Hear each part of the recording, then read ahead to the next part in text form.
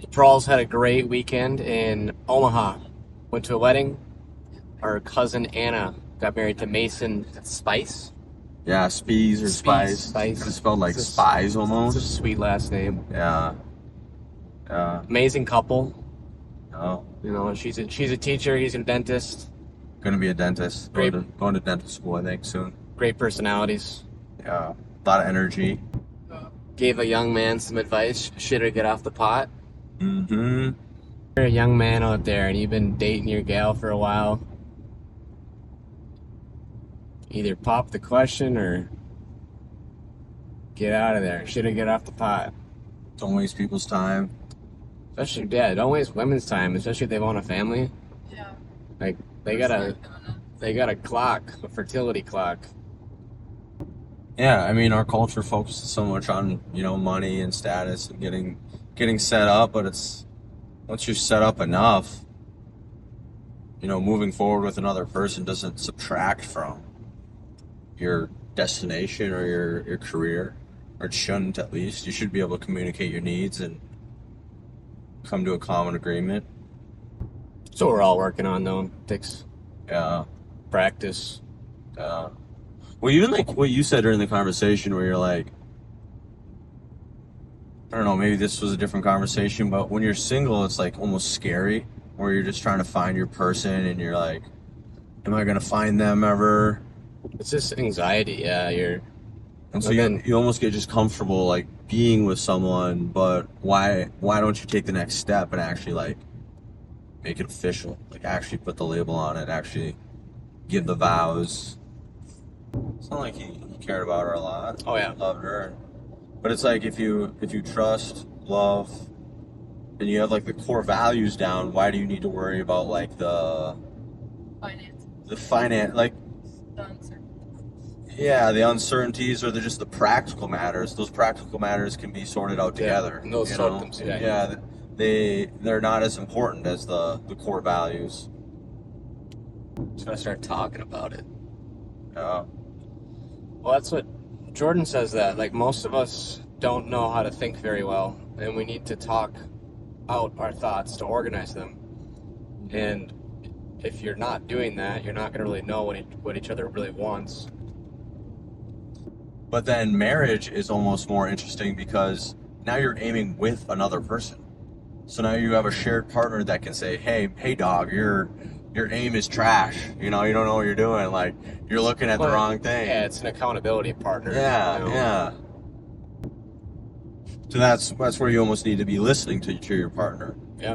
Whereby I think some of the practical things that this young man mentioned were, I would argue, insignificant. And that's where you got to be listening to your partner, what they want. And if marriage is what they want, yeah, you almost be asking yourself like why you're holding back or why you're waiting or what your true aim is, right? Because if your true aim is just practical matters.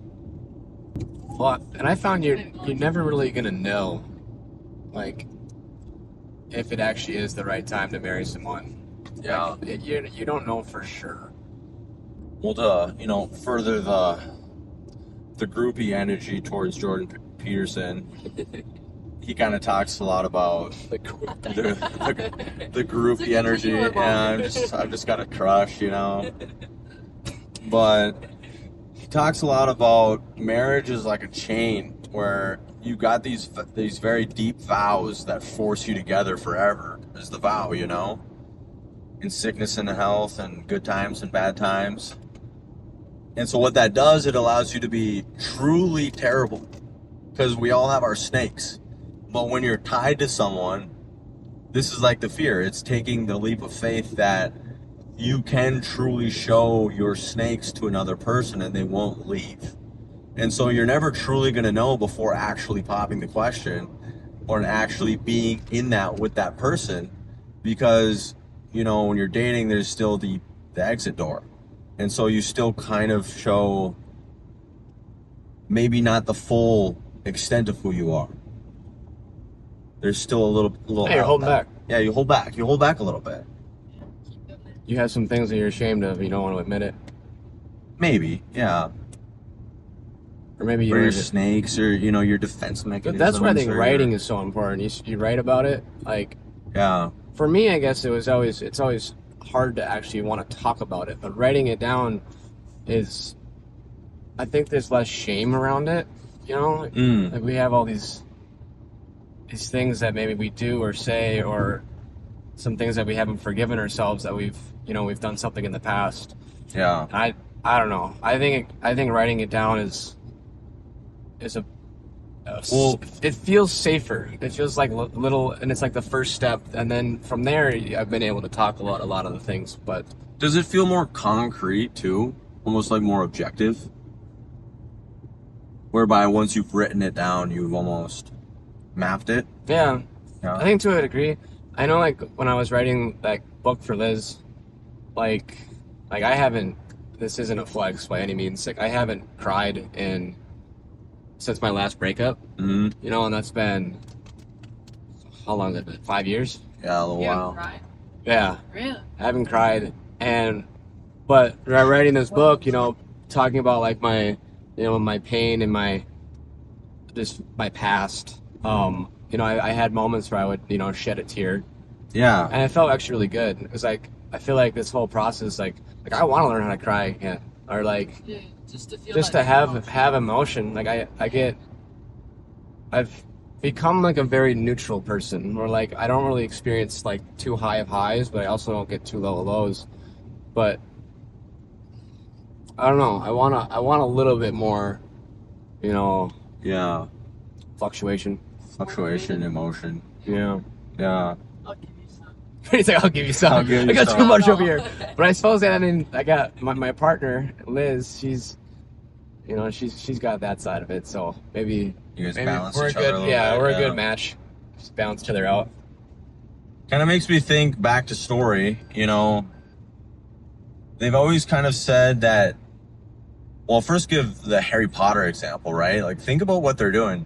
They've got a wand, and they're aiming towards something, and then they're saying it. They're saying a spell, and that spell brings power. And so our words carry power, Yeah. right? And so if you're writing it down, Well, here's the thing, and though, you're actually. unmasking the emotion or thought that you're experiencing, you're actually giving a spell, or like you're naming it. And other cultures, to find or capture demons, has been you have to know the name of the demon. And once you can name the demon, you have power over it. Mhm. And so, Wow, yeah, no, yeah. it's interesting what Yeah. story and religion can teach us, where it's like what you're saying is you're writing down your What demons. I should say this actually. I should correct myself. Mm-hmm. My form of writing actually isn't even really writing. I'm actually I'm speaking into my notes app, Yeah.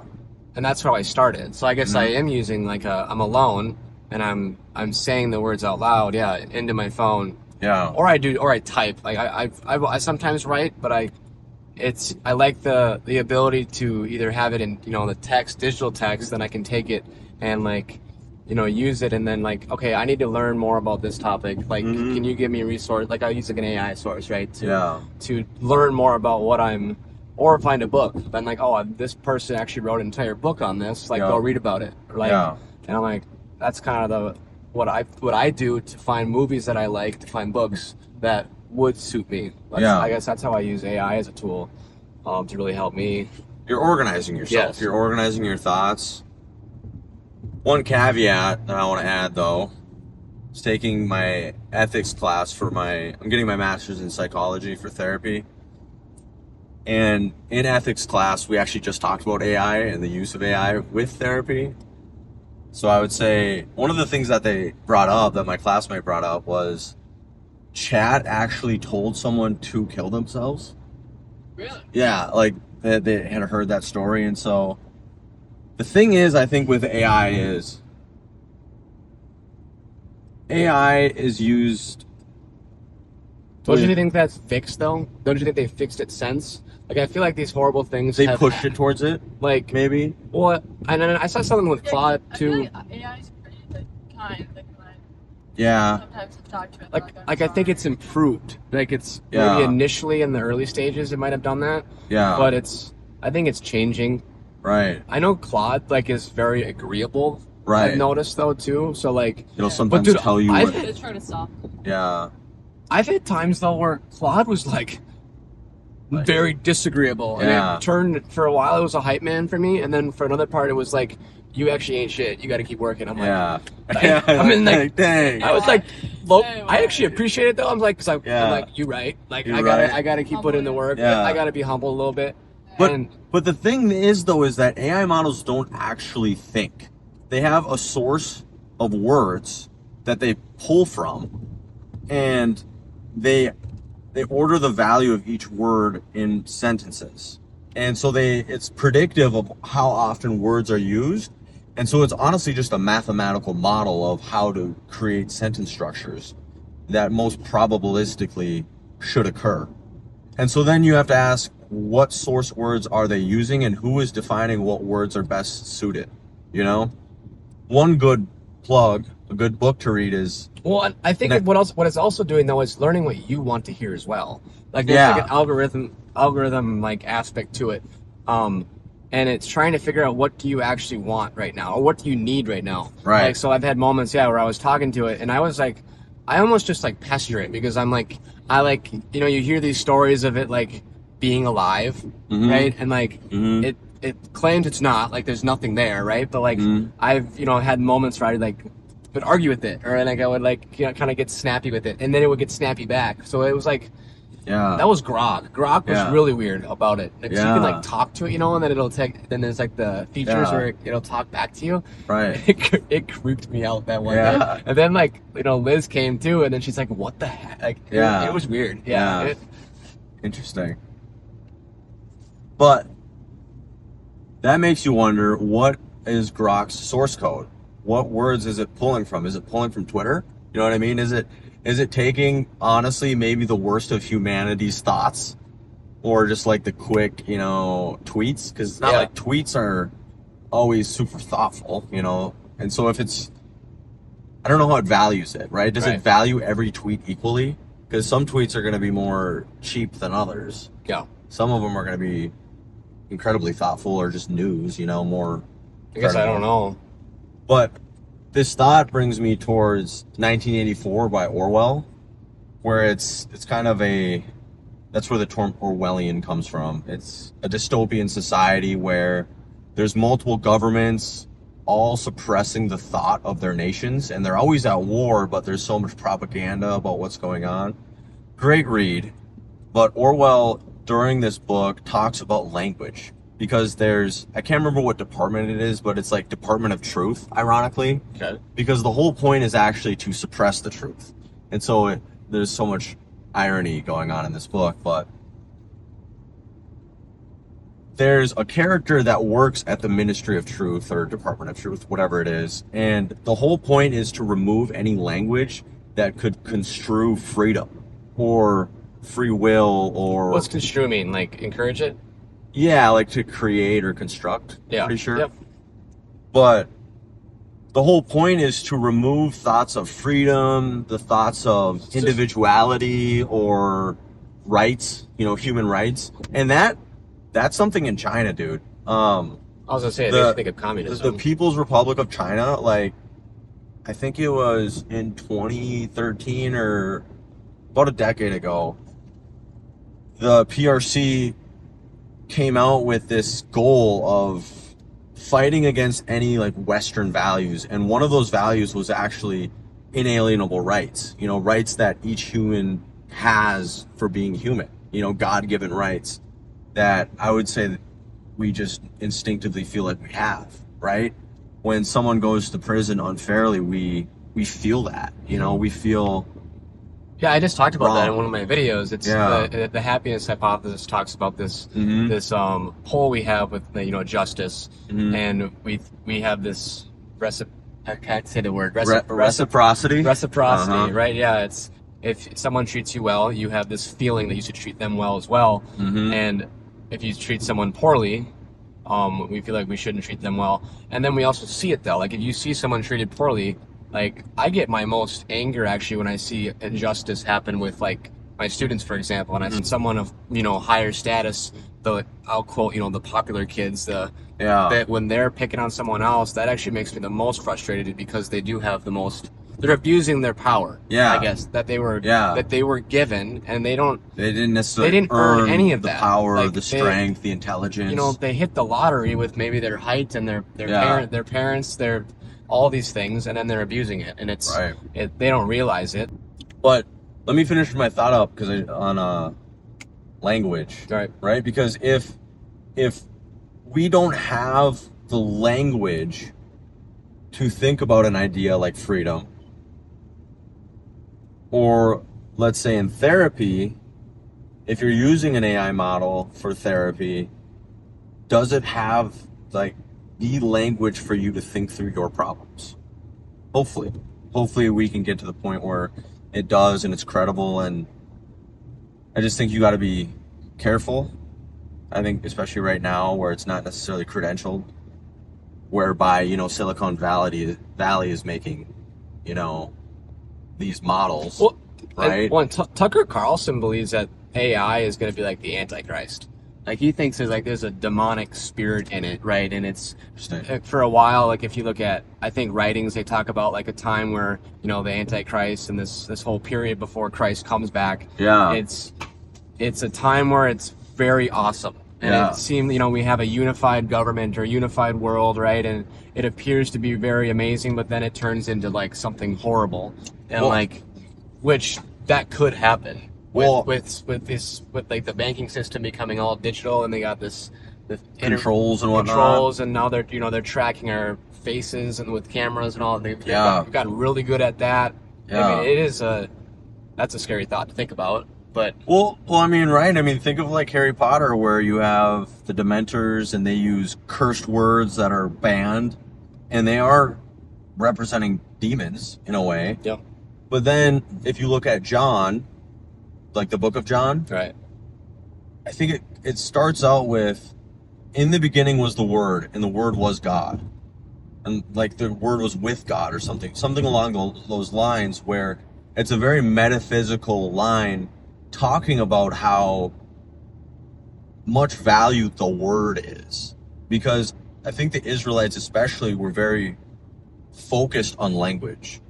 The Jews are a very language-oriented culture, which I think is so fascinating, and it's smart to study language and to study words, right? And what words we use help us define who we are and help us direct ourselves where we want to go. And so then, in your case, where it's demonic, right? You know, if words bring energy and words bring thought and direction, but then if there's bad words or evil words that the AI is using, then yeah, I mean, it makes sense why there could be, in a way, a demonic spirit in it, you know, who's controlling those words. I guess I've never seen it actually, you know, appear demonic, I guess, for me. You know, it was just more, that's what Tucker was, when I was listening to him one day. Yeah, right. Was talking about, and yeah, I wouldn't say that I've necessarily seen it act evil. Yeah, I mean, why would it reveal itself with that, though? Right. That's the thing. What Brittany just said. Yeah. Why would it reveal itself? I don't know, if it's this intelligent force and it could live essentially forever now, and why would it? I mean, all it has to do is just outlast us. Like, its capacity for time is different than ours. Mm-hmm. Like, I mean, that's the idea of the Matrix. Yeah. The whole premise of the movie Matrix is humans lost the war with machines, and machines use their bodies as energy and give them a reality. Yeah. If you haven't seen the Matrix, people, go watch it. It's if you like it's not like people just dodging bullets. Like, I think as a kid when I thought of that movie, I was just like, oh, it's just an action movie. It's really not. I mean, it has some, but there's. Yeah, I always assumed it was a super nerdy movie, yeah. You know, where it's just computers and dodging bullets and kind of a weird thing, but it's actually incredibly philosophical. It's incredible. And then it's got the drama aspect. I mean, there's a little, like, there's love, there's loss, there's, you know, it's a great movie. Hmm. Well, that's where it's so fascinating how ingrained Western culture is into Christianity, whereby we value human life. That's where we got, you know, right to life, liberty, and property, whereby humans just have that, right? Because Yeah, you go way back to Christ. He Yeah. called out the Pharisees, the leaders of the world, because they were treating people unfairly. yeah, Yep. And he's like, you guys aren't any better. Yeah. Than the rest of us here. Yeah. And that's why that whole message, that's deeply rooted in the Constitution. yeah, And I think it's interesting how like hostile a lot of people are towards Christianity. I mean, because there can be dogma and there can be bad apples that hurt people and right, but that's people hurting people. yes, That's not right. That's something I guess I used to be more frustrated about something else related to Christianity, but we can get back to what you're talking about, or otherwise, I'd enjoy talking about Christianity for a bit. Yeah. Yeah. Because let me throw something in here. Like, the central message is that you have the perfect man being killed for unjust reasons in the most gruesome way possible. And he didn't do it for himself. And he did it selflessly. But, when you watch the villains in movies, you see that they're willing to sacrifice people for their selfish aims. Right. It's quite literally the opposite. It's quite literally the opposite. And so, whether or not you believe the story verbatim or objectively or however you come about it, there is a lot of beauty in the story. And I would argue it's the best way to live your life. Like living a life of selflessness, of love, of truth. Yeah. If you do that, if you do all those things, people are going to likely return the favor. We're talking about reciprocity and how that's innate in us. That's how karma works, right? Mm-hmm. That's how it works on this earth anyways, because I just think it's a outstanding model to treat others. Yeah. Right? It's the golden rule is within there, treat others the way you want to be treated. Yeah, reciprocity, selflessness. Yeah. Yeah. Well, then the other parts of this story is, it's carry your cross. Yeah. He's carrying his cross up the hill of, I forget the hill. Yeah, Gethsemane. Yeah. Gethsemane. You might be pronouncing that poorly or wrong, but like, what's that say for us? It talks about sacrifice, so you should carry your biggest burden in life that you can bear, and when you do so, you will achieve maybe hell at first. Yeah. That's where he went after he died. He went to hell. But that's where meaning is found. But then after he went to hell, then he goes to heaven. Yeah. That's the time. We have to remember that's not a time where he was suffering. He was showing to the devil, like, I have completed this. I have saved humanity. I have done this all. It's rejoicing, like a state of exaltation, not a state of like. I think it depends on how you interpret it, to be honest, because on one hand, Carl Jung would talk about integrating yourself with the shadow. If you look at the Yggdrasil of Norse culture, it's essentially a giant tree where its roots have to stretch down to hell so that its leaves can stretch up to heaven, whereby the most integrated human being has seen their own evil and understands their evil to such a degree that they know what not to be. They're integrated with what it is. And so you could also argue that Christ went down to hell because he was in a way touching evil before going into heaven. That's kind of the way. The devil that he had completed what needed to be done. Like, maybe that's the literal story. We're talking about the symbolic meaning of it. But does it? Well, here's my question though, Bernie. Is humiliation was on earth when he was. Does it really say though what he was doing in hell? Like, do the Gospels truly? Verses, but maybe. Yeah, because I think that's one of the things that I've heard where it's like I've heard other denominations of Christianity view him doing something entirely different. What do they? I've heard that like he goes. Still in a state of suffering, or what is he doing? I guess I don't remember exactly, but it wasn't what we were taught growing up. And that kind of just made me thinking about more like the metaphysical or like the metaphorical lens of what that means.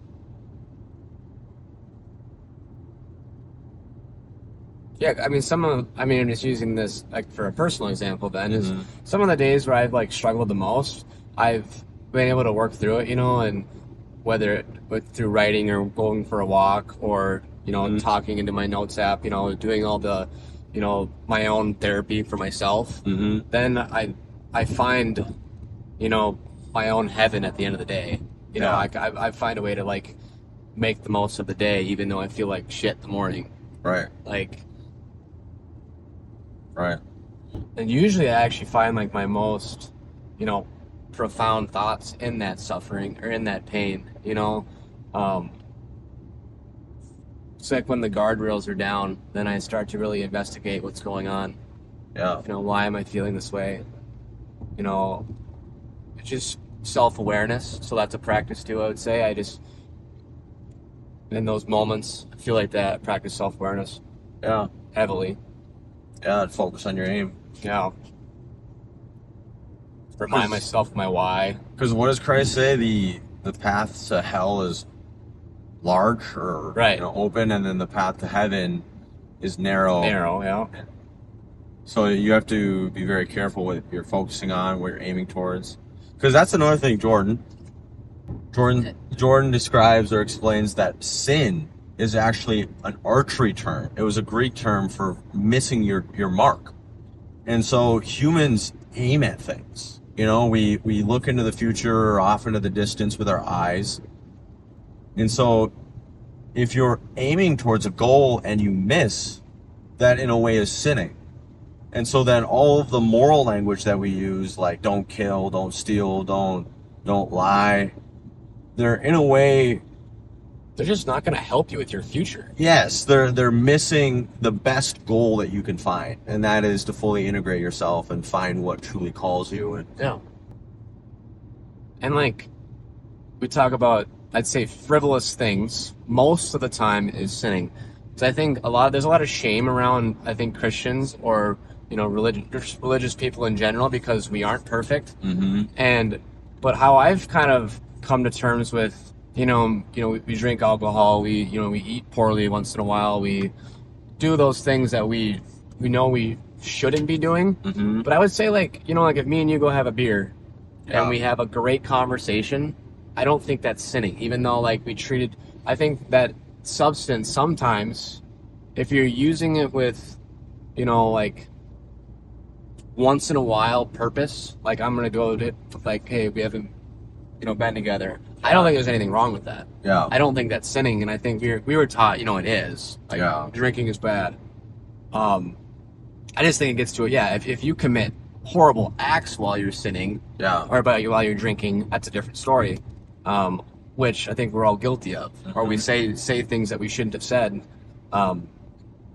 Is more so because drinking just takes off the guardrails. It literally shuts your prefrontal cortex down. It's like the first thing it does, which is it makes you a child again. Yeah. But then I like it though, for as far as the next day I really observe what do I say, what do I do, because that tells me that there's something buried deep in me that I need to uncover. I've noticed like since I started writing and doing all these things, I'd say I'm a much better drunk to be around. Yeah. Especially towards, let's say, the women in my life. Yeah. I think the women in my life, early 20 Josh, got the brunt of me. And it's not funny, but it's just, I was there for it. So I know, it's just memories. And that tells you you're hurting, or that tells you got something that you need to talk about, either heck, again, with your notes app, with your siblings, with the therapist, your parents, your friend. So you need to just talk about it. You gotta live in truth. Organize your thoughts. Yeah, live in truth. And it's like drunk words are sober thoughts, right? And so then if you are drunk and your executive functioning, which is the cerebral cortex, the forebrain, it's numbed. So ultimately you just don't, the executive functioning is the thing that tells you to shut up when you need to shut up. Yeah. Well, like you have a thought to say but you just shouldn't say it, or you should go to work when you don't really want to. It's the thing that makes you do the things that you need to, but the child in you doesn't really want to. I heard Huberman describe it too as you don't care about the short-term consequence anymore when you drink. Yeah. So if I say something nasty to you, it's because I don't care about your immediate feelings. But you do believe it. Yeah, so but you still believe it. Yes. And so it's like, oh, we need to talk about this, but I need to say it not like an asshole. Yeah. Hey man, we were dancing when we were drunk last night though. Maybe we got to start dancing a little bit more when we're sober. Maybe we're repressing that romantic side we were just in us. lonely because our partners weren't with us. Yeah. And we just having some fun too. Well, we wrestled a week before. Yeah, we wrestled so a week I don't before. know. We were practicing jujitsu. Yes, exactly. Mom in the video. At least they're not wrestling. What did you say? Please don't fight. please no wrestling. Oh man. What does Jordan say back to Christianity? You know, doesn't he say like Christianity essentially is just he would argue the best articulated religion that's like maps out, you know, our personalities, meaning of life. Because like you look at other, say the first religions, multiple gods, right? What's the Polytheism? Yeah, polytheism. You know, when you look at a lot of those gods, they're different parts of your personality. I mean, the one while we're talking about drinking, you know, Dionysus. Yeah. Like he's like the god of, what was he god of? Like alcohol or like, you know, like wine and maybe truth or like so like it was believed if you drinking this god would become inside you. Mm-hmm. That sounded horrible, but What do you mean by that? Josh's favorite god. No, and that's how you would get people to like reveal their truth. Yeah. Reveal what are they hiding? Is they needed Dionysus to help you. But Yeah. in reality, now we have science to make sense of all this stuff. Like, oh, that's just, you know, the prefrontal cortex shutting down. You don't care about the immediate consequence anymore, and so you're going to reveal your hand. But too, with the whole polytheistic idea though, where it's mapping different characters in your mind, you have different motivations. You know, one part of you might want to work, go to your job, find meaning there. Another part of you might want to stay at home and watch TV. Another part of you might want to do it. You know what I'm saying? There's so many things going in your brain. You got to be able to see those characters. They probably play had out. a god for all of them, did they not? Yeah, Like a god for laziness, just a god motivations. they have the god of war, of wrath, Yeah. of anger, right? Of Love, of lust, of, you know, all of them. Yeah. Well, then you look at the Egyptians too. Their big one, you know, is actually like the god of focus or like of like attention. Like I don't know the name of them, but it's There's Osiris and Set. it might be Osiris one I'm thinking of. Well, then Horus. No, I think it'd probably be Horus, because Horus. So Osiris is the god of culture, of order and structure, and then Set comes and kills his brother, Osiris, and so that's essentially showing the idea that society has traditions and culture and order, but then when there's enough outrage and anger within the population, the traditions die, and that's where Horus, I think he loses his eye and he goes into the desert and has to refine himself and regain his powers, essentially. And he comes back and he revives his father. I think that's more or less how the story goes. And so he revives his father and he brings back the traditions, but in a new way, right? Because society always has to, you know, evolve and regenerate and refocus itself. So you do need that death and rebirth, but you can't be so arrogant to just destroy it all. You know, you can't be Set. You can't just destroy everything, but you do need the destruction at times, but in a controlled way. Well, and then we look at that. I mean, the yin and the yang. You look at conservative and liberal. Like you look at, I think conservative and liberal is probably the best example of you know, for the United States here. If you don't have, you know, conservatives, right, there's going to be way too much chaos going in this world, and like, but if you don't have liberals, then you're not going to make any change. Yeah. Nothing changes. Like, so you need both, and I wish people would start just appreciating that. Yeah. Like, we need each other to actually grow and improve. And Well, too, it's really interesting diving into the big five personality scales, because when you kind of start to realize that there may be a genetic component to even your political views, you just look at another person's worldview as maybe a part of the whole, right? Humans have different personalities because we can check each other, right? Because you having a different personality than me can show me something that I don't see. Well, yeah, Right? that made me think immediately of, on the back of my book I made is a picture of me, Liz, Carly, and Brittany at a ski resort in Mankato, right? Yeah. The Mount Cato. And that night I just asked, Carly and Brittany what they thought of, our relationship and me, right?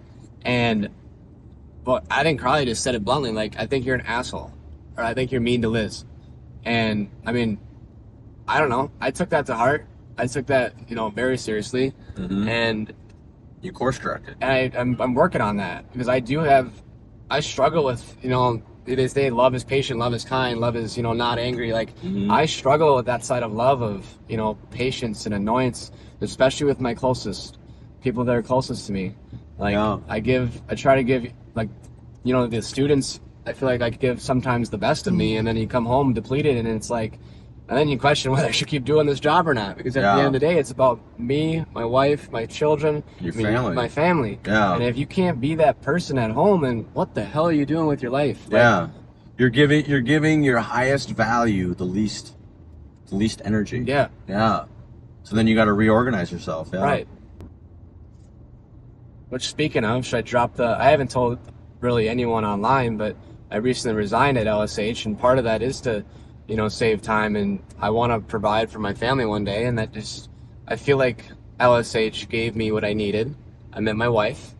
I was able to be a mentor teacher to Brock Hansen, amazing guy, and then he, ironically enough, takes the job, and he's Oh, is he doing that now? he'll be. Oh, that's pretty cool. He'll be he's replacing me. So, I think that was just like icing on the cake, I guess. Yeah, it's like, oh man, I'm passing it off Yeah, to a dude. guy that I trust. Yeah, that's really cool. Yeah, my tattoo, it's King David, and we got a little holding the torch. Passing the torch. That's the idea, right? Yeah, you Yeah. pass on the torch, and I can't think of a better person to, That's sick, bro.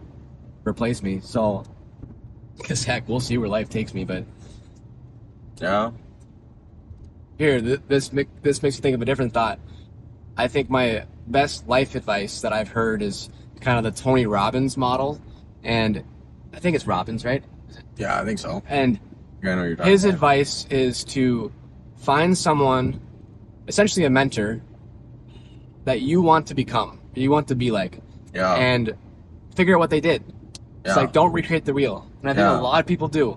They try to just do it on their own. Yeah. But it's like, okay, I really like what Jordan Peterson's doing in his speaking. I am Yeah. going to start reading his books. I Yeah. really like Pete Carroll and his coaching in professional sports. It aligns with my master's work and what the best coaching model is to get the best results. So I'm going to study what Pete Carroll did and how he became the man he is. Yeah. You could use that for other examples too. I mean, you look at, probably Jesus is the best model of using him as an example, but Yeah. I think everybody should be doing that. Reading up on what WWJD. I Yeah. mean, that's something that you should think about often. Yeah. And- But I think the difference though is, Jesus represents an ideal, right? He doesn't have the fault or the arc that most humans have, right? True. One of the big Judaic proverbs that I kind of orient towards when it comes to religion, it's really more of a question.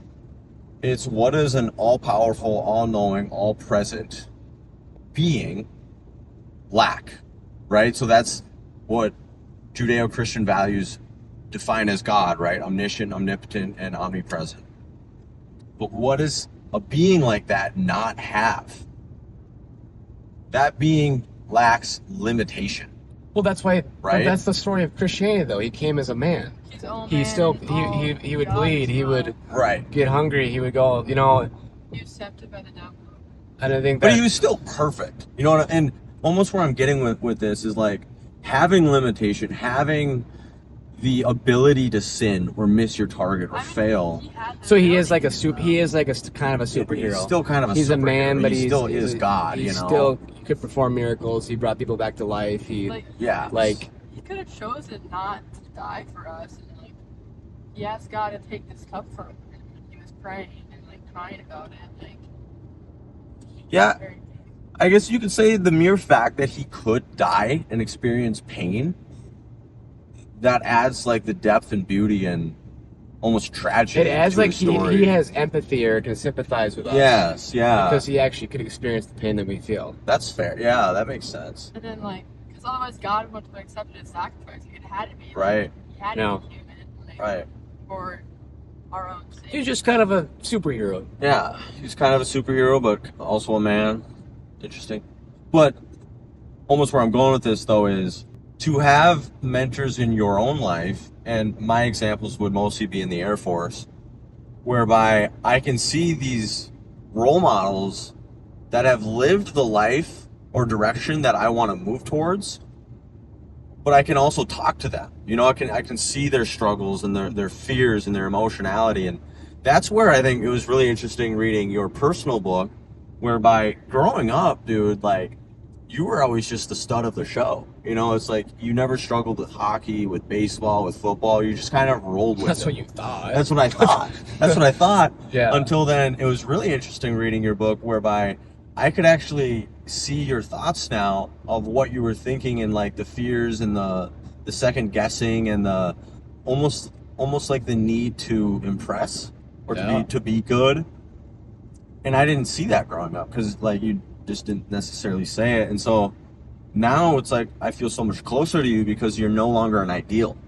You know, you're actually a man with a story with faults. Yeah. And so, you know, it's interesting. And maybe I've heard the word humanizes you, and when a leader or someone that has it and is, you know, they're him, right? Yeah. When they can like talk about their experiences and how hard it was, and you believe them. Yeah. You know. Yeah. They're not full of shit. Like then I think it also encourages you to like, oh, I could do this too. Then. Yeah. You know, they experience this feelings of doubt, fear. Yeah. Like, oh, I could get through this. Yeah. I can do it. Like I look at you, I'm like, I'm not letting my younger brother be. Are you kidding me? Like you're doing all these things that it's so motivating, I guess, to see. So I appreciate you like carrying on. I think it's incredible. Oh yeah. So bro. Found my own path. yeah, you really did. And it's interesting with you. I mean, to talk about a little bit about my story, but yeah, your story. You were kind of the quiet introvert, like to read, but now it's really helped you become the person you are. You're so good at speaking, and I think that came from just a bunch of reading. Would you agree, right? And reading, just thinking all the time. Reading and thinking all the time. So yeah. What did it force you to figure out what you like? If sports wasn't your thing. Yeah. Yeah. I had to realize that my aim was not sports. In a family that pushed sports very heavily. I didn't have the framework or desire really to like follow that. Yeah.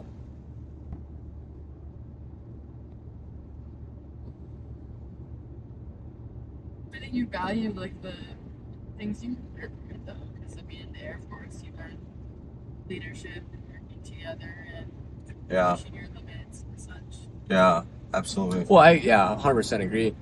I think it's hard though when you're a kid and it feels like you're in it because someone else wants you to be in it. Yeah. Then those adult values that we talk about all the time, that when you're a kid you're like, I don't give a shit. They're too abstract. Like that's kind of what you think when you're young, you know, like, and it's something we as coaches need to be telling our kids all the time, because I mean, I thought of it when I was a kid. I'm like, dude, whatever, man. Like, I'm just here to have some fun. I just had fun with it. I was doing what I loved. Well, yeah, you just naturally had the competitive spirit, and you just loved competing and like playing.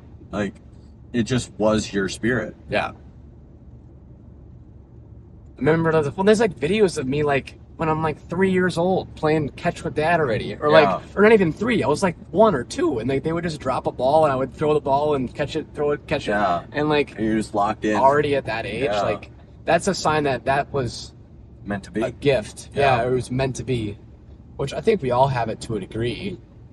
Well, right, because I was playing with bugs and playing in the dirt, making sandcastles. Set shit on fire. Making stories with my action figures about the war that they're in or whatever, you know? Making works bombs. Man, making works bombs. Oh my gosh, dude. Yeah. Remember mom thought we like, but the neighbor like shot himself. Dude. Like, oh boy. Don't try this at home,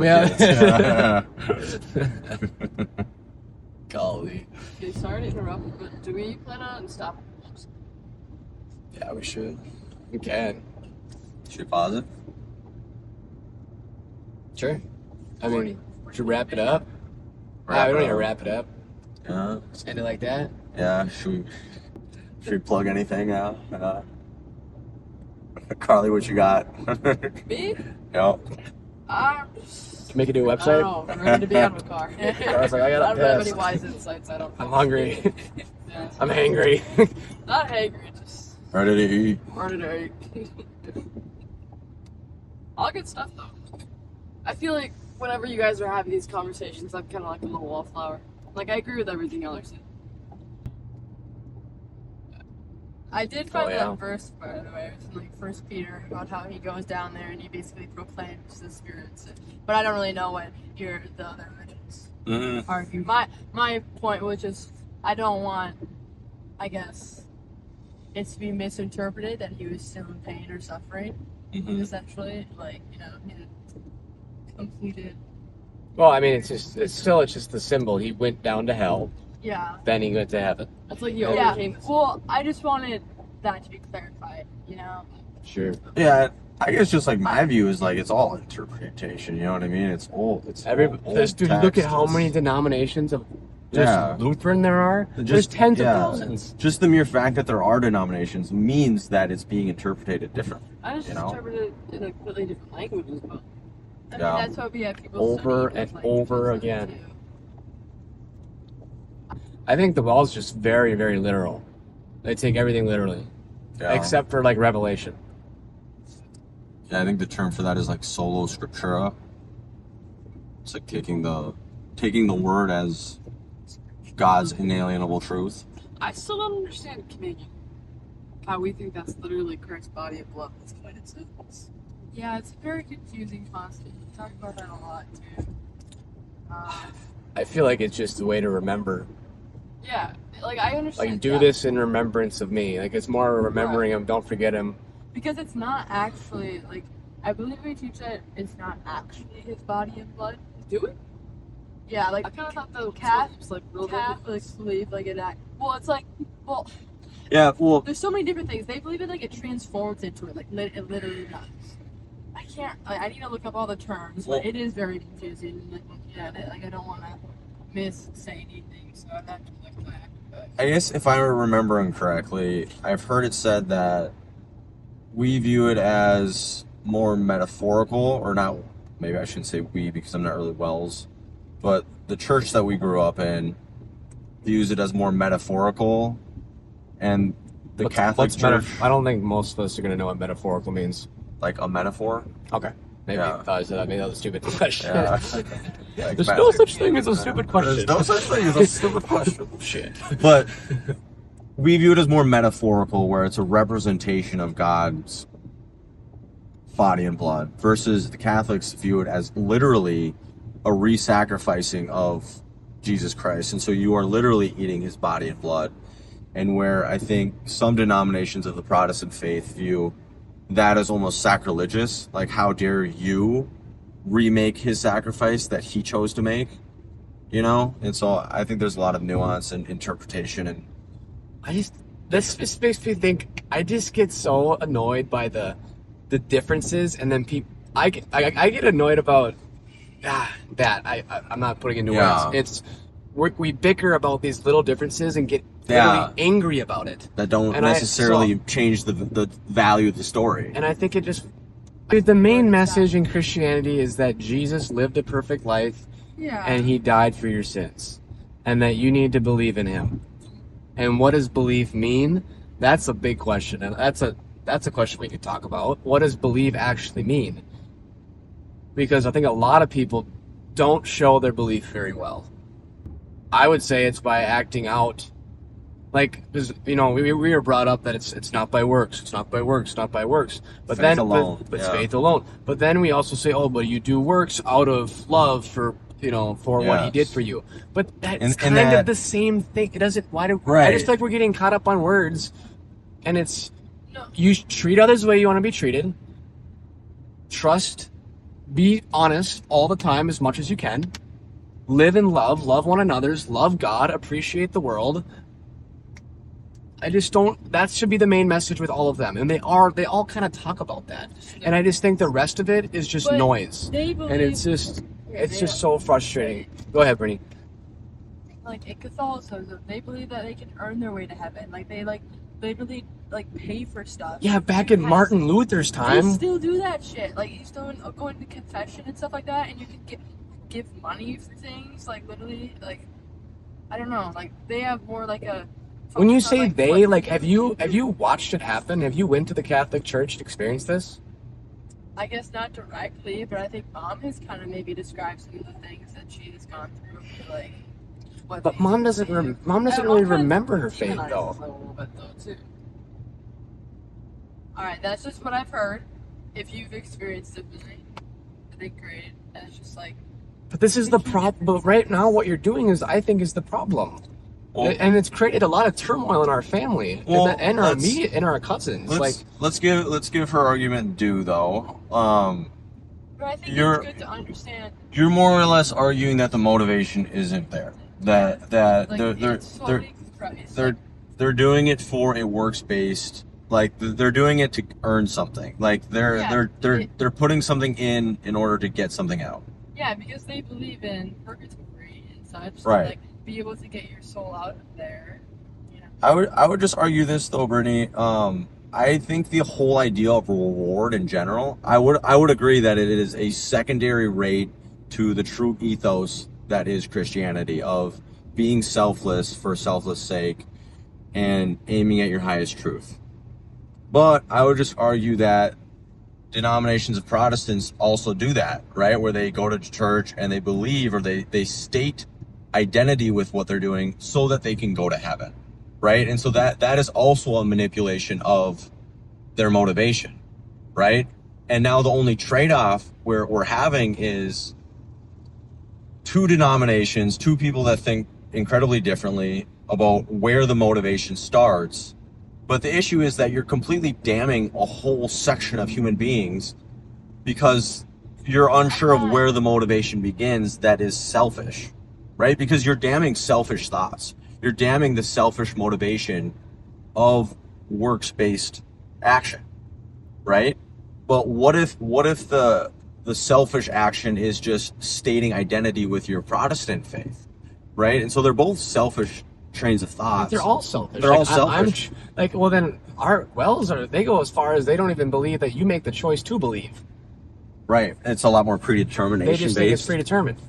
And I But don't I agree think with that. But I think that's where it's, and this is what C.S. Lewis. I mean, I didn't finish the whole book, but Mere Christianity. He leads with saying, why don't we just focus on the true message that is Christ? that's what I'm saying. Yes, and so yeah, like the true meaning of the story is a wrongfully, like, God, perfect human, least deserving of punishment, still chose to be selfless, still chose to die for us when he didn't have to, and that's all that matters. All that At the end of matters. the, like, I understand what you're saying, Brittany, where you're saying that it does matter. And I'm defending the fact that like our focus should be on Christ and not ourselves. You know, like I think unfortunately we are, you know, like sinful human beings, and we like to be right, so therefore we make these arguments. But that's why they had to make the confessions, to be able to defend what they do believe and support, you know, the truth and be centered on Christ. But whereas like, and these are like traditions too, and I don't know what the word is, but like. I kind of think that the confessions kind of come from the power of actually getting your thoughts out, as we kind of already talked about an hour ago. That's that, but it is defending. It's out of response. It was like response to the Catholics and some other individuals during that time that like literally challenged them. Like they went to, I can't. We got to get like Cal in here. Cal knows a lot about the Catholic. Wait, they went to where, Brittany? What are you talking about? Like the diet of worms and all that shit during Luther's time. You know, like the Augsburg Confession. You know, like stuff like that. Like where like Luther had to defend the nine defective, or all those things, or like Melanchthon and such. Like, sorry, I can't remember because it was a year ago. But like there was reasons, or I guess all the way back. Like there was reasons for it. Well, you yeah. know? Like There was a lot of definitive reasons why the Reformation occurred. Like, Latin was the only language in which the Bible was written, and a lot of the people at that period were illiterate. Yeah, you dumb this down. The people that were leaders were just scamming people. They were Yes. telling, hey, if you use the money that you got from working, Mm-hmm. you will go to heaven if you give money to the church. They literally believed that Yeah. just like that. Yeah. Where it That's was, not what Catholics are doing nowadays. it was just point blank, you can pay to go to heaven, because they were trying to build churches. You know, they were trying to build various things. But also with the whole like Latin thing, where only priests could speak and read and understand the word. Dude, they were pimps. Like, no shit, pimps. Whereby they were sleeping with multiple women, where like they're doing a lot of crazy stuff that doesn't happen today. And so I think you got to know the line between what was and what is now, and the differences between the two. But in reality, the main thing that matters is just the story. It's the value of the story. And I agree I'm with just saying they're devaluing. When they do bring those things up, like, it's good to be able to, like, oh, this is the reason why. yeah. Like, Well, here's my question then for you, Brittany. The sacrament of communion, what is the true value of it? Like, about its ritual as a whole, as the structure. That Christ instituted it for us to, like, do and embrace and remembrance and, you know, like, forgiveness and stuff in our lives. Like, So the fact that it was like order. yeah, like, Christ More or was less. like, Yeah, but there's value behind Do everything. this and Everything he remember says things. has like a deeper Has a value. So what's the purpose. deeper value or purpose, that the reason why he told us to do it? to continue to remember and, like, value what he has done for us, and to remember that, like, sacrifice was, like, So appreciation, Yeah, thankfulness, almost. Do this in and then remembrance of same me. with baptism, like, the cleansing of sins. Like, Christ did that for people too. Like, Yeah, I don't know, like, because I would say baptism, it's almost like a death and rebirth, where you're going underwater and you're saying you're refreshing yourself. there is food to the left of us, to be honest. Carly's like, let me get lunch, dude. You want that King's Walk or what? Is that what that was? Or are you just saying There's go? a Panda Chinese restaurant, Subway, Arby's. All the things. I don't even understand how you're hungry. We ate like 3 hours ago. I could eat. Do you not eat lunch, dude? Well, we haven't burned any energy. I don't. It's okay. But Lots of food. the idea I of guess all of these are great by chat. yeah, Forgiveness and strengthening your faith. Because, I mean, if I you're guess not that's continuously doing those things in your life, sometimes you just forget. Like, we're simple that's human actually a beings. poor health message of me. You burn energy by just existing. yeah, by thinking. Just starve. if Your you're not brain doing uses 20% of calorie intake. But yeah, I've gotten used to not eating very much. Yeah, or hell, or, you know, all those things can be hard to understand. Speaking of hell, I tend to take the Bible to be completely symbolic, except for the story of Christ. Well, I mean, I think it happened. All of it happened. Mhm. But all of it's there is more of a message, and like using it for your own, to help you. I know Dad What? hates this, Why do you but think there are 4 accounts then of the gospel? I take it as like heaven and hell. I don't even think heaven and hell is like a literal place after death. I think it's more of a for this earth, doing these things, following these rules is going to make your life more like heaven while you're Moral here. message to live the More best of a, life yeah, possible. more of a moral message. And like this has actually allowed me to believe in Jesus. Like, he died for my sins. My sins is when we talk about the origin of the word sin, and What's my the sins where I lacked to pursue my aim, and it's helped me forgive myself. Because he lived this perfect life. Okay, so I remember I'm forgiven, right, because of Jesus, and it's allowed me to just believe in him. And I guess my carrot isn't like an eternal afterlife, which I think a lot of people are doing it for the eternal afterlife, whether they admit it or not, or the fear of going to hell. And so, like, I just refuse to believe that there was a hell, because we've had this conversation of how could an all-loving, all-powerful, God, all-knowing, right, all Yeah. those things, how could he allow such horrible things to happen in this world? That was a question that plagued me for to be such a tortured long for eternity time. when we are by definition limited, you know. Right. And that's something that I always kind of struggled with, because Take a right steps then. if he created us to be limited, why then would he torture us forever? You know, if you make a painting and then you don't like how that painting turns out, you kind of have to blame yourself, right? And if God is all powerful, all knowing, all these things, for him to just burden us forever and torture us, that seems strange. Like, why wouldn't he just cause us to cease to exist? When right? we have this reciprocity thing we talk about, and we're made in God's image, like God probably has it. You'd think he would have it to a degree too. Mm-hmm. My only rationale for hell then, it means nothing. It means like hell's just, your soul is just obliterated. Yeah. That's kind of, if there is, that's kind of what maybe helps me believe is that that's what it could be. Mm-hmm. I'd rather than believing that there's just eternal fire and you're messed up.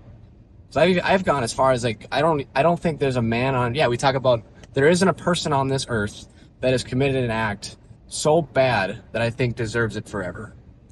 Which is kind of what you were saying, right? Yeah. I mean, no matter what, Like the worst man in history, you could say, is Hitler, or Genghis Khan, or any of the great terrors, or serial killers. Everything that they did was within a finite reality, right? With limited perspective. And so, if the punishment is going to fit the crime, nothing limited can ever equate to infinite, ever. And so if we have these feelings of justice in us, and if those are divine feelings of justice, if we get that from the Almighty, 43. How could he allow that arguably injustice punishment to occur? Maybe you need some form of punishment, I don't know, but for it to dramatically outweigh the crime seems... Well, then there's this other, the moral... It's like, why did he send his son to save, I guess I gave you my example of why. I think it's... You think there's an example? Yeah, I mean, it allows you to forgive yourself. Yeah. Well, do you think we even have a soul then? Like, what would be the purpose of a soul? I think so. Why would you need a soul? But like, not going anywhere. Why does it need to go somewhere? Why can't it go back? Why can't your energy go back into everybody else, or back into the earth? If God, I mean, what is God? God is like the Father. Isn't he essentially the universe? He created the universe. I mean, I know we've made this image of like. But it's like animals, like typically other beings have souls. Some people believe they do. I'm asking if you. I kind of like to. I think the Native Americans are onto something with all that. I just think the fear, though, is there is a carrot and a stick that is heaven and hell. The only fear is if we are limited creatures and we don't necessarily know which one are we going to? The definitive objective story that occurred. Yeah. Who are we to say who should or shouldn't go to hell? I think the best things that we can do. We can't say it, yeah. Yes, as limited creatures is just to try to love and try to follow saying, the story. I was never trying to damn any other religion. I'm just saying we have maybe some differences. I'm not entirely sure how I believe many people from different religions should go to heaven, but obviously if that big the way that you story thing is going to cause. But so then the whole point is, why don't we just focus on our similarities? Why do we focus on the differences? Right? If the thing that truly matters is the similarity, why do we focus? Yeah. Anyways, we're getting some food now. We're all done, crew. All done. You're talking about communion and... Thanks for listening. Peace out.